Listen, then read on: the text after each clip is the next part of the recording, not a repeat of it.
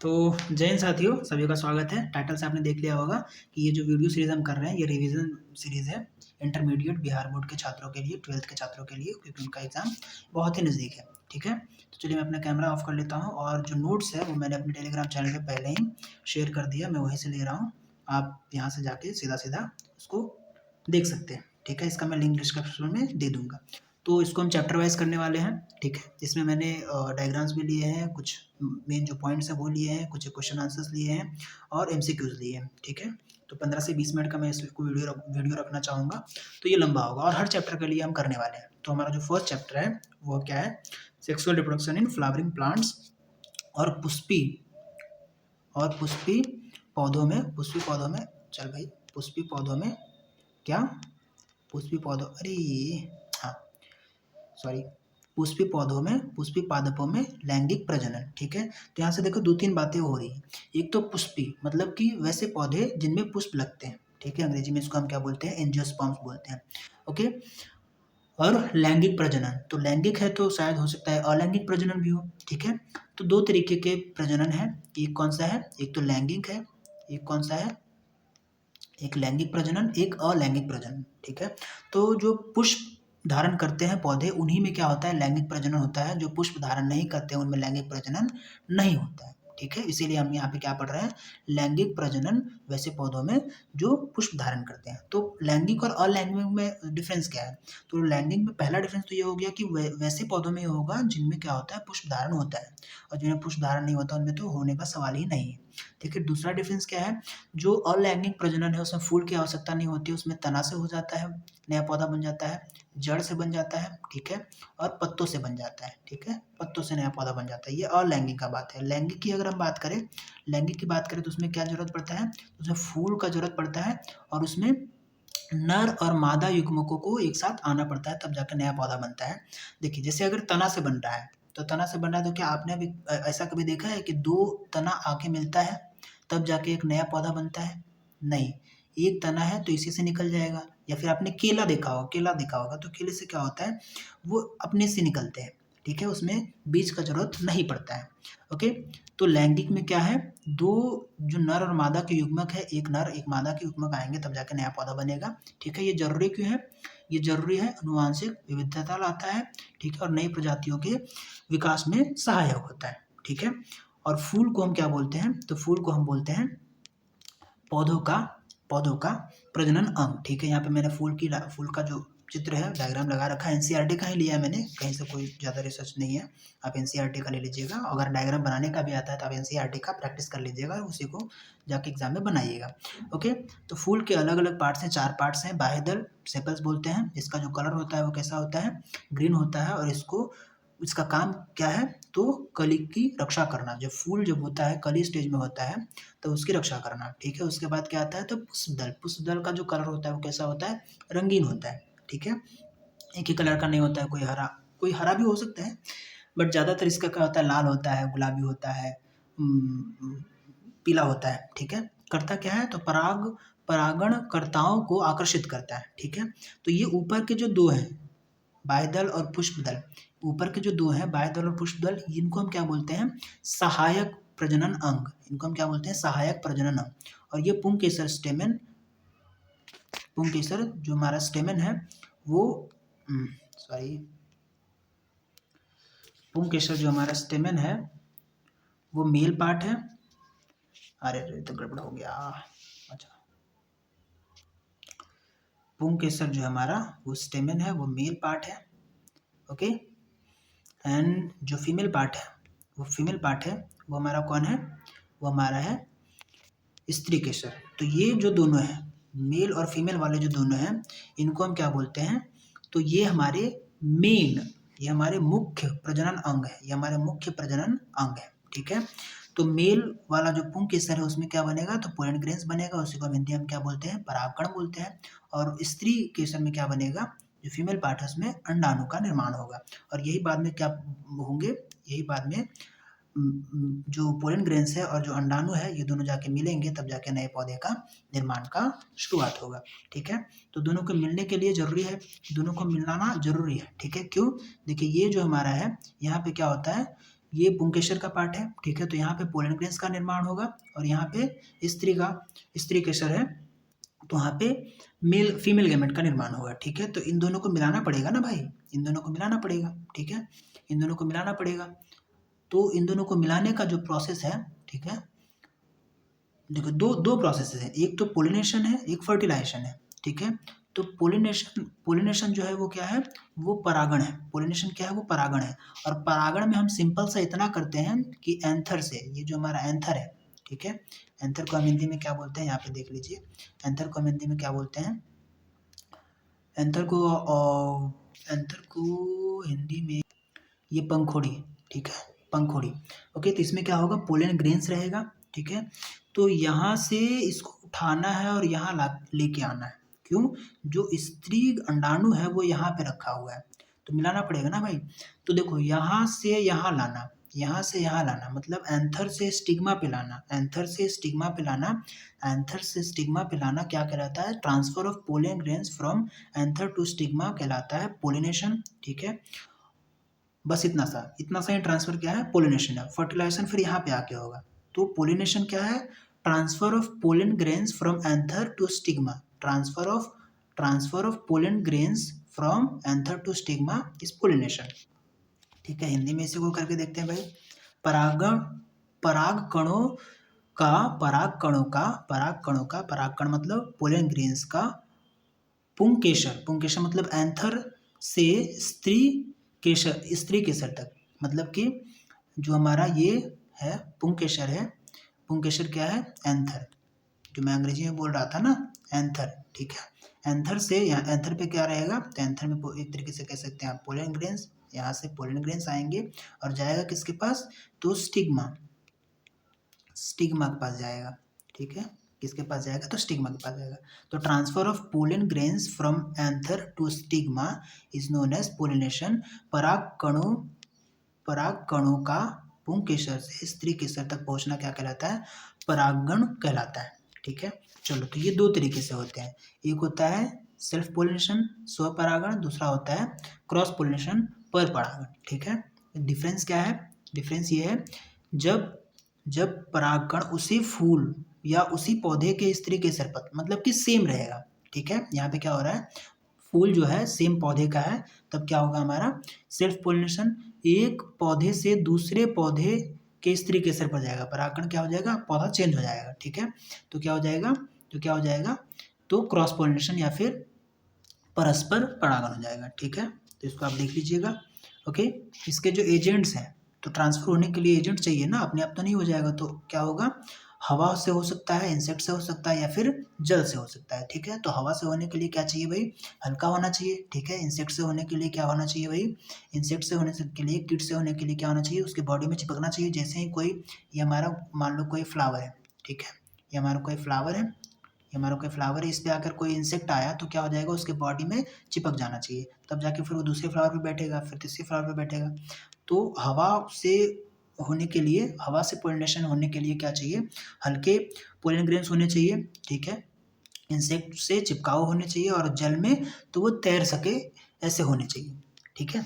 चलो अब फर्टिलाइजेशन देखते हैं। अब क्या हो गया, ट्रांसफर हो चुका है, तो नर और मादा युग्मकों का मिलना क्या कहलाता है, तो निषेचन कहलाता है, पोलिनेशन कहलाता है, ठीक है। तो पोलिनेशन देखो दो तरीके से होते हैं, और ये जो डबल फर्टिलाइजेशन में पोलिनेशन बोल दिया। नर और मादा युग्मकों का मिलना क्या कहलाता है, निषेचन कहलाता है, ठीक है। नर और मादा युग्मक मिलेंगे, उसको क्या बोलेंगे, निषेचन या फिर फर्टिलाइजेशन बोलेंगे। तो फर्टिलाइजेशन दो तरीके का होता है, तो जो बाकी सब में होता है वो सिंपल सा फर्टिलाइजेशन है, ठीक है। लेकिन एक क्या है, डबल फर्टिलाइजेशन, वो सिर्फ और सिर्फ इसमें देखा जाएगा, तो ये जो पुष्पी पौधे हैं उनमें ही देखा जाएगा। देखो इसमें होता क्या है कि दो शुक्राणु रहते हैं, शुक्राणु मतलब मेल गैमेट, दो शुक्राणु रहते हैं, वो एक जाके किससे मिलता है, तो अंडाणु या फिर फीमेल गैमेट से कह सकते हैं मिलता है, तब जाके वो क्या बनाता है, जायगोट बनाता है। दूसरा शुक्राणु जो रहता है वो पोलर न्यूक्लियाई से मिलता है और जाके एंडोस्पर्म बनाता है। तो ये जो जायगोट है ये तो नया पौधा में तब्दील हो जाएगा, लेकिन जो एंडोस्पर्म बना है या भ्रूण कोश बना है, भ्रूण पोष बना है, ये क्या करेगा, भ्रूण से ही पता चल रहा है, और भ्रूण और पोष दो शब्दों से बना हुआ है, एक तो भ्रूण है और दूसरा पोष।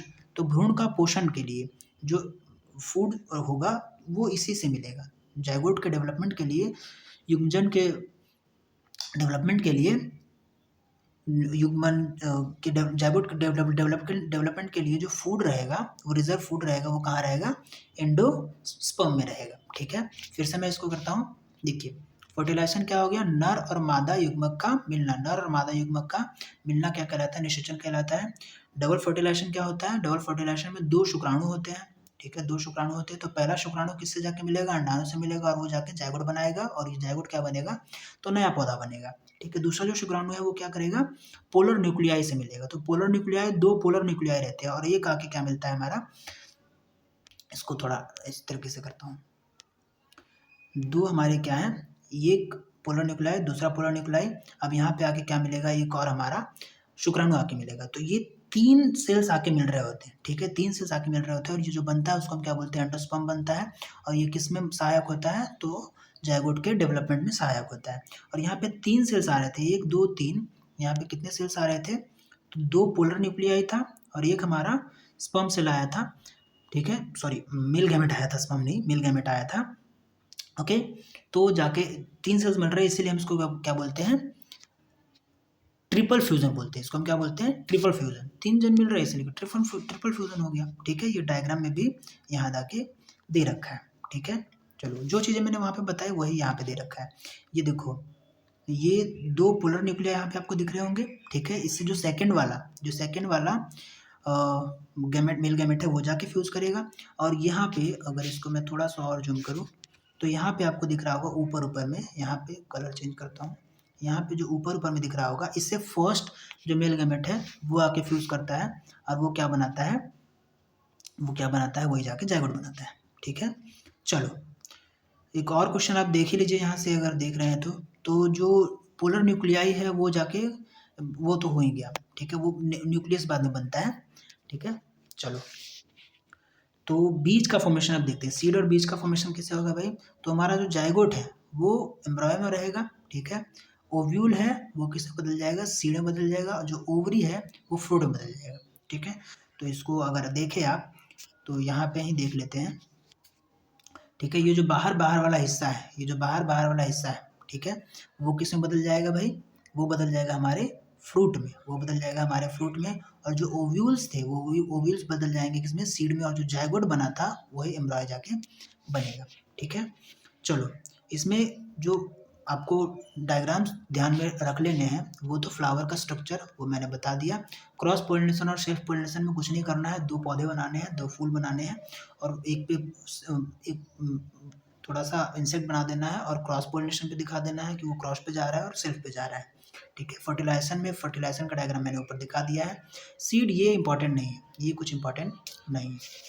ओके, चलिए याद करने का क्या तरीका है, शॉर्टकट याद करने का तरीका क्या है, तो शॉर्टकट याद करने का तरीका ये है, self, cross, wind, insect, water. तो सेल्फ पोलिनेशन, क्रॉस पोलिनेशन जरूरी क्या है, विंड चाहिए, इंसेक्ट चाहिए, और वाटर चाहिए। SCWIW, S for self, and C for cross, self pollination, cross pollination के लिए जरूरी क्या है, विंड जरूरी है, इंसेक्ट जरूरी है, और वाटर जरूरी है।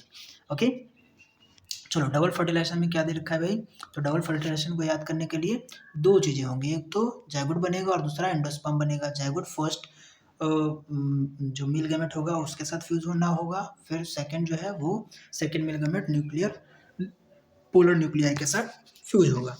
ओके, चलो भाई अब ये हमारे बहुत नॉर्मल सा एमसीक्यू है, ये तो आप कर ही लीजिएगा। ठीक है, हम थोड़ा बढ़ते हैं क्वेश्चन आंसर पे। ठीक है, क्वेश्चन आंसर पे बढ़ते हैं। चलो तो शॉर्ट क्वेश्चन में मैंने क्या लिया है, जो 50-50 क्वेश्चन है वो मैं बाद में करूँगा, क्योंकि मैंने बोला था 15 से 20 मिनट का ही लेक्चर रखूँगा, तो 15 मिनट होने वाले हैं, 20 मिनट 5 मिनट और मैं देखता हूँ। तो सेल्फ पोलिनेशन और क्रॉस पोलिनेशन में क्या है भाई, फ़र्क क्या है, तो एक ही पौधा रहता है सेल्फ पोलिनेशन में, और दूसरे में क्रॉस पोलिनेशन में दो पौधे रहते हैं। ठीक है, सेल्फ पोलिनेशन में वेरिएशन बहुत कम आता है, क्योंकि सेम पौधे का ही फ्लावर रहता है, और इसमें वेरिएशन ज़्यादा रहता है क्योंकि डिफरेंट रहते हैं, जो फ्लावर्स रहते हैं वो डिफरेंट प्लांट्स के रहते हैं। ओके, इसमें बाहरी एजेंट जरूरी नहीं है। ठीक है, क्योंकि सेम फूल पे है, ये सेम फूल पे है। ओके, ये सेम फूल पे है, तो यहाँ से क्या हो सकता है, उड़ के जा सकता है अपने आप, ठीक है, अपने आप झर गया तब भी गिर जाएगा, हवा की भी जरूरत नहीं, ऊपर से गिरेगा तो नीचे उसी पे आके गिरेगा। लेकिन जो क्रॉस पोलिनेशन है उसमें एजेंट जरूरी है क्योंकि दूसरे पौधे पे जाना है। ओके, दूसरा जो क्वेश्चन मैंने लिया है उसका क्या लिया है, फ्लावर के पार्ट्स और उनके फंक्शन लिखे हैं, तो ये ऊपर हम देख चुके हैं। ठीक है, तो इसको हम नहीं देखेंगे, आगे बढ़ते हैं। निषेचन की प्रक्रिया लिखिए और एंडोस्पर्म का रोल बनाइए। तो निषेचन की प्रक्रिया क्या है, निषेचन में नर और मादा युग्मक मिलते हैं। ठीक है, एंडोस्पर्म क्या करता है भाई, तो भ्रूण को भोजन प्रदान करता है, बहुत आसान। पोलिनेशन कितने प्रकार के और उसके उदाहरण क्या है, तो सेल्फ पोलिनेशन मटर और क्रॉस पोलिनेशन मक्का, ये ऊपर के नोट्स में भी दे रखा था। ओके, लॉन्ग क्वेश्चंस देखते हैं, इसी तरीके के क्वेश्चंस आते हैं। ठीक है, ये क्वेश्चन थोड़ा देखिएगा क्योंकि इसी तरीके के क्वेश्चंस आते हैं। ओके, देन फ्लावर का डायग्राम ऊपर दे रखा है। फ्लावर का डायग्राम देखिए, डायग्राम बायोलॉजी में जब भी आप आंसर लिखते हैं तो एक बात का ध्यान दीजिए, बायोलॉजी नहीं साइंस में भी जहाँ तक पॉसिबल हो आप क्या करें, आंसर्स के साथ डायग्राम लगाना एकदम जरूरी समझिए आप। ठीक है, और उसमें भी क्या लेबल करना जरूरी, लेबल मतलब नाम लिखना, कौन से पार्ट का क्या नाम है, जैसे हमने ऊपर देखा था। ओके, तो यहाँ पे क्या है, फ्लावर। ठीक है, नाम लिखना है भाई, तो ये भी हम ऊपर देख चुके हैं। ठीक है, चलिए, तो ये 5 नंबर का क्वेश्चन है, तो इसका आंसर मैंने थोड़ा सा लंबा रखा है। तो पहला क्या है, चार चार क्या होते हैं, चक्र होते हैं। ठीक है, 4 चक्र, सेपल्स होते हैं, पेटल्स होते हैं, स्टेमन एंड कार्पेल होते हैं। तो सेपल सबसे बाहरी भाग होता है, इसका रंग हरा होता है, इसका कार्य क्या होता है, कली अवस्था में फूल की रक्षा करना। ठीक है, पेटल्स कैसे होते हैं, तो वो रंगीन होते हैं और आकर्षक होते हैं, कीटों को आकर्षित करते हैं, किसके लिए, तो परागण में सहायता हो इसके लिए। ठीक है, देन नर प्रजनन अंग कौन कौन है भाई, तो पुंकेसर है या फिर स्टेमन है।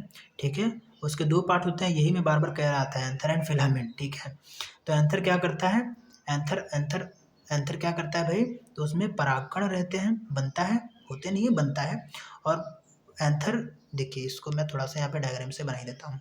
ये हमारा है, ये जो फिलामेंट है। ठीक है, ये हमारा क्या है, फिलामेंट है, और इसके ऊपर इस तरीके से बायलोब्ड 2 लोब में क्या होता है, तो एंथर होता है। तो ये एंथर है और ये हमारा फिलामेंट है। तो फिलामेंट का आप देख सकते हैं, ये फिलामेंट है, तो फिलामेंट के ऊपर कौन रह रहा है, तो एंथर रह रहा है। तो एंथर को सहारा देता है कौन, तो फिलामेंट। स्त्री केसर, ठीक है, स्त्री केसर स्टिग्मा स्टाइल ओवरी, मैं यही बात बता रहा था, स्टिग्मा स्टाइल ओवरी। ठीक है, तो ये मादा प्रजनन अंग है, इसके 3 भाग होते हैं, स्टिग्मा परागकण ग्रहण करता है। तो मैंने ऐसा बनाया था वहाँ पे डायग्राम।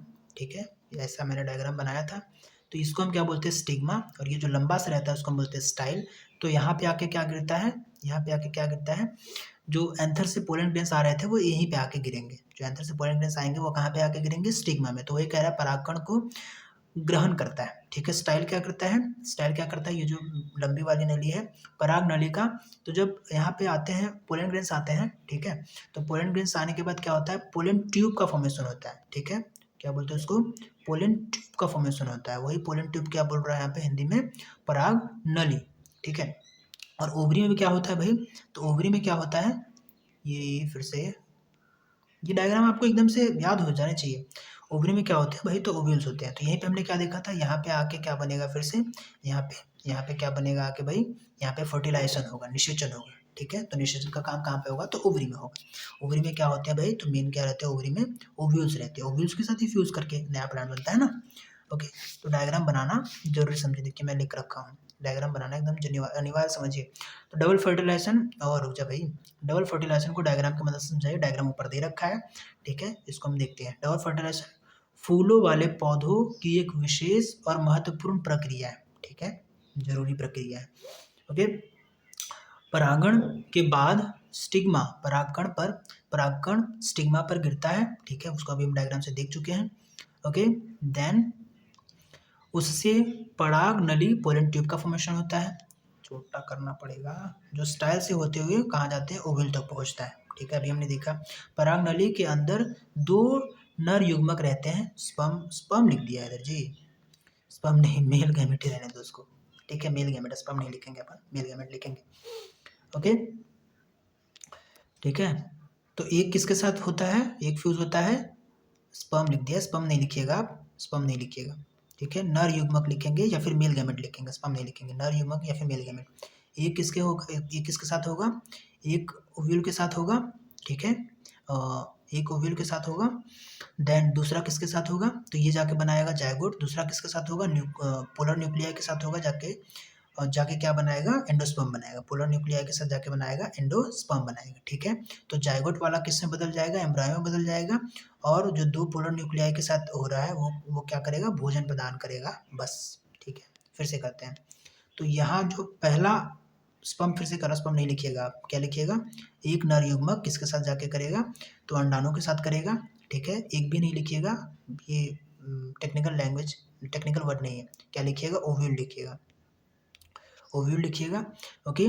तो पहला जो करेगा, तो पहला मेल गैमेट किसके साथ, ओव्यूल के साथ करेगा और जाइगोट बनाएगा, और यही जाके नया पौधा एम्ब्रॉय में, एम्ब्रॉय फिर नया पौधा में कन्वर्ट होगा। दूसरा जो स्पर्म है वो किसके साथ, न्यूक्लियर जो पोलर न्यूक्लियाई है उन दोनों के साथ होगा, ठीक है।